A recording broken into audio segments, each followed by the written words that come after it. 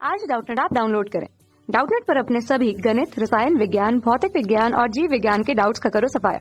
बस प्रश्न की फोटो खींचो, एक ही प्रश्न को क्रॉप करो और तुरंत वीडियो सोल्यूशन पाओ। अभी डाउनलोड करें। हेलो फ्रेंड्स, जैसा कि आप यहाँ पर देख रहे हो कि इस क्वेश्चन में दिया हुआ है कि z बराबर एक्स प्लस 3y का निम्नतम मान ज्ञात कीजिए जबकि व्यवरोध निम्न है। ठीक है, और ये दे रखा है यहाँ पर x plus Y less equal 8, 3x plus Y greater equal 15, x greater equal 0 और y ग्रेटर इक्वल 0। ठीक है, तो यहाँ से हमें z का निम्नतम मान ज्ञात करना है। ठीक है, तो हम यहाँ पर सबसे पहले इसको मान ले रहे हैं कि समीकरण फर्स्ट है, ये समीकरण सेकेंड है, ये समीकरण थर्ड है और ये जो है समीकरण 4 है। ठीक है, तो यहाँ पर समीकरण फर्स्ट हम लिख सकते हैं x प्लस वाई, इसको हम बराबर 8 लिख देंगे। ठीक है, यहाँ से हम x और y का मान निकाल ले रहे हैं ताकि हम इसको ग्राफ पे खींच सकें। ठीक है, तो ये हो जाएगा हमारा। अब जब हम यहाँ पर x का वैल्यू 0 रखेंगे तो y का वैल्यू 8 आएगा और y का वैल्यू जब 0 रखेंगे तो x का वैल्यू 8 आएगा। ठीक है, इसी प्रकार दूसरा जो समीकरण है उसे हम लिख सकते हैं 3x प्लस 5y बराबर 15। ठीक है, ये x हो गया, ये y हो गया और अब हम यहाँ पर खाना बना दे रहे हैं x y का वैल्यू पुट करने के लिए। ठीक है, तो जब हम यहाँ पर x का वैल्यू अब 0 पुट करेंगे तो ये y का वैल्यू यहाँ पर 3 मिलेगा, y का वैल्यू 0 पुट करेंगे तो x का वैल्यू यहाँ पर 5 मिलेगा। ठीक है, तो अब हम यहाँ पर ग्राफ खींचते हैं। तो ये हो गया हमारा y अक्ष, ये हो गया क्या y अक्ष और ये हो गया हमारा x अक्ष। ठीक है, और हम यहाँ पर नाम रख दे रहे हैं, ये y हो गया और ये y डैश, ये x हो गया और ये x डैश और ये जो है ये मूल बिंदु हो गया, मूल बिंदु। ठीक है, जिसका निर्देशांक हो जाएगा 0,0 और यहाँ पे x का अधिकतम मान 8 है, y का अधिकतम मान 8 है। ठीक है, तो 8 तक हम यहाँ पे इंडिकेट कर दे रहे हैं, 1 2 3 4 5 6 7 8, 1 2 3 4 5 6 7 8। ठीक है, ये 3 है और ये हो जाएगा हमारा 1 2 3 4 5 6 7 8। ठीक है, इसका नाम रख दे रहे हैं 1 2 3 4 5 6 7 8। ठीक है, अब हम ये नहीं लिख रहे हैं क्योंकि इसका हमें अभी ज़रूरत नहीं है, बाकी आप चाहो तो लिख सकते हो। ठीक है, तो अब हम यहाँ पर पॉइंट लोकेट करते हैं, ये है 0,8 अर्थात 0 8 कहाँ जाएगा, तो x का वैल्यू 0, y का वैल्यू 8, ये हो जाएगा यहाँ पर, ये जो मैंने रेड किया ये जो बिंदु ये हो गया 0,8 और फिर 8,0 तो ये हो जाएगा यहाँ पर 8,0। ठीक है, फिर अब इसका बात करें तो ये हो गया 0,3 तो 0,3 यहाँ पर हो जाएगा और 5,0 तो ये यहाँ पर हो जाएगा। ठीक है, 5,0। अब हम इनको मिला देते हैं, तो ये मैंने खींच लिया। ठीक है, अब हम इनका नाम रख दे रहे हैं, ये किस समीकरण का ग्राफ है, तो ये है हमारा x plus Y less equal 8 का, x plus Y less equal 8 का और ये किसका है, तो ये है हमारा 3x plus 5y, 3x plus 5y greater equal 15 का। ठीक है, ग्रेटर इक्वल 15 का। ठीक है, और ये है फिर x ग्रेटर इक्वल 0 तो x का वैल्यू 0 और 0 से बड़ा, तो 0 यहाँ पर 0 से बड़ा मतलब इधर जाएगा x के पॉजिटिव डायरेक्शन में। तो ये हो गया हमारे यहाँ पर, इस तरह इंडिकेट कर दे रहे हैं इसको, ये 0 और 0 से बड़ा, ये हो गया। ठीक है, और y ग्रेटर इक्वल 0 तो ये हो जाएगा y का वैल्यू यहाँ पर 0 और 0 से बड़ा, तो ये जाएगा y के पॉजिटिव डायरेक्शन में। ठीक है, तो अब हम यहाँ पर ये लिख सकते हैं, ये हमारा क्या था, x ग्रेटर इक्वल 0 और ये था y ग्रेटर इक्वल 0, ठीक है। तो अब हम यहाँ पर देखेंगे कि किस ग्राफ का जो क्षेत्र है, रीजन है, वो किधर जा रहा है। तो इसके लिए हम क्या करते हैं, ऊपर जा रहे हैं कि नीचे। तो इसके लिए हम क्या करते हैं कि मूल बिंदु का निर्देशांक सभी समीकरण में रख के चेक कर लेते हैं, ठीक है। और फिर देखते हैं यदि उसको सेटिस्फाई करता है तो हम मानते हैं कि वो जो रीजन है, क्षेत्र है, वो ओरिजिन की तरफ ही आएगा, और यदि नहीं करता है तो ओरिजिन से दूर जाएगा, अर्थात ओरिजिन के अपोजिट जाएगा, ठीक है। तो हम यहाँ पर चेक करते हैं।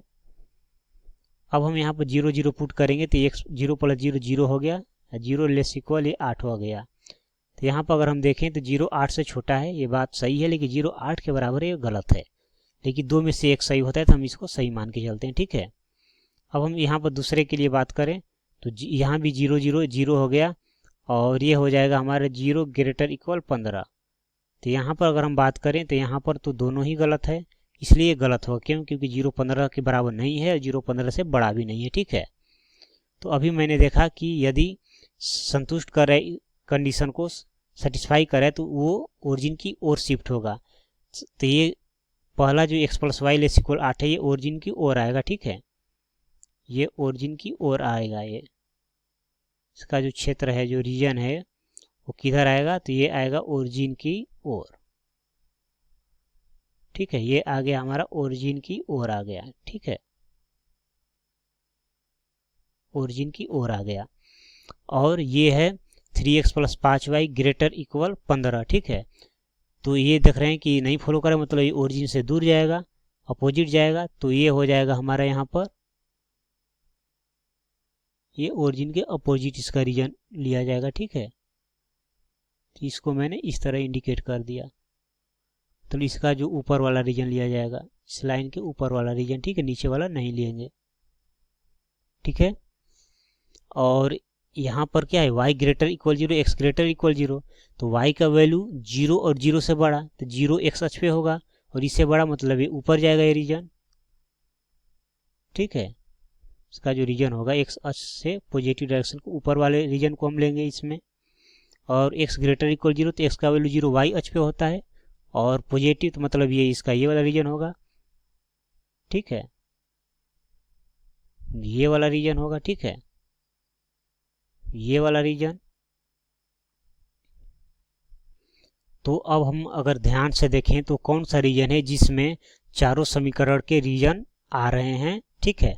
तो अगर वो हम ध्यान से देखें तो वो रीजन हमारा ये रीजन होगा, जिसको मैं यहाँ पर डार्क कर रहा हूँ, ये रीजन होगा, ठीक है, ये वाला, ये यहाँ से लेकर सिर्फ यहाँ तक होगा, ठीक है, ये वाला,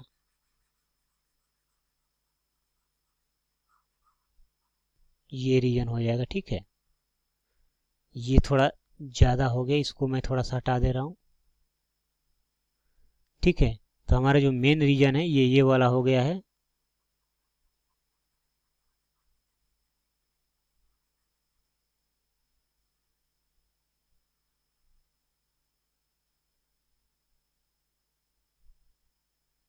ये हो गया, ठीक है। तो अब हम इसका नाम रख दे रहे हैं कुछ, ये मान लेते हैं कि ये A बिंदु है, ये B बिंदु है, ये C है और ये D है, ठीक है। तो हम लिख सकते हैं, इसलिए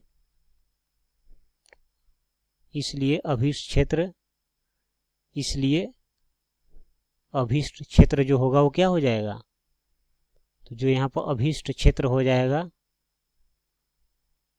अभीष्ट क्षेत्र वो क्या हो जाएगा, वो हो जाएगा हमारा ABCDA, ABCDA, ठीक है। मतलब यहाँ ABCDA पूरा क्षेत्र हो गया हमारा अभीष्ट क्षेत्र, ठीक है। तो अब हम यहाँ पर बात करें तो इसमें कॉर्नर पॉइंट अर्थात बिंदु कौन कौन से आ गए, और z का मान क्या है यहाँ पर x + 3y, तो ये हमने यहाँ पर रख लिया x + 3y, ठीक है। तो यहाँ पर a आ गया, a का निर्देशांक क्या है 0,8, b आ गया, b का निर्देशांक क्या है, बी का निर्देशांक है 0,3। सी है, सी का निर्देशांक क्या है 5,0। और डी का निर्देशांक है 8,0। ठीक है, तो ए बिंदु पर जेड का मान क्या हो जाएगा, एक्स जगह पर 0 तो 0 और वाई की जगह पर 8, तो 3 × 8 24, तो ये आ गया यहाँ पर 24 आ गया। ठीक है, और बी, अब यहाँ एक्स का वैल्यू 0 और वाई का वैल्यू 3, 3 × 3 9 हो जाएगा, तो यहाँ पर जेड का वैल्यू 9 आ गया। अब एक्स का वैल्यू 5 और वाई का वैल्यू 0, तो ये हो गया हमारा 5। और यहाँ पर एक्स का वैल्यू 8 और वाई का वैल्यू 0, तो ये हो जाएगा यहाँ पर जेड का वैल्यू 8। ठीक है, तो क्वेश्चन में हमें तो निम्नतम मान ज्ञात करना है। इसमें सबसे निम्नतम मान कौन सा है, तो सबसे निम्नतम मान तो यही है 5 है, ये 5।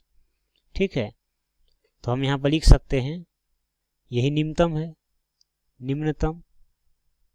ठीक है, निम्नतम मान यही है, तो इसलिए हम यहाँ पर लिख सकते हैं कि जेड का जो निम्नतम मान होगा अर्थात जो मिनिमम वैल्यू होगा वो क्या होगा 5 होगा। और किस बिंदु पर, ये होगा एट पॉइंट, कौन सा पॉइंट है, तो ये है सी, जिसका एक्स निर्देशांक है 5 और वाई निर्देशांक है 0। ठीक है, तो यही हमारा क्या हो जाएगा फाइनली आंसर हो जाएगा, क्योंकि क्वेश्चन में बोला गया था कि जेड का निम्नतमीकरण कीजिए, निम्नतम मान ज्ञात कीजिए, जो कि आ गया 5 और ये आ गया सी बिंदु पर 5, जिसका 0 निर्देशांक है। ठीक है, तो ये हमारा आंसर हो जाएगा। Thank you.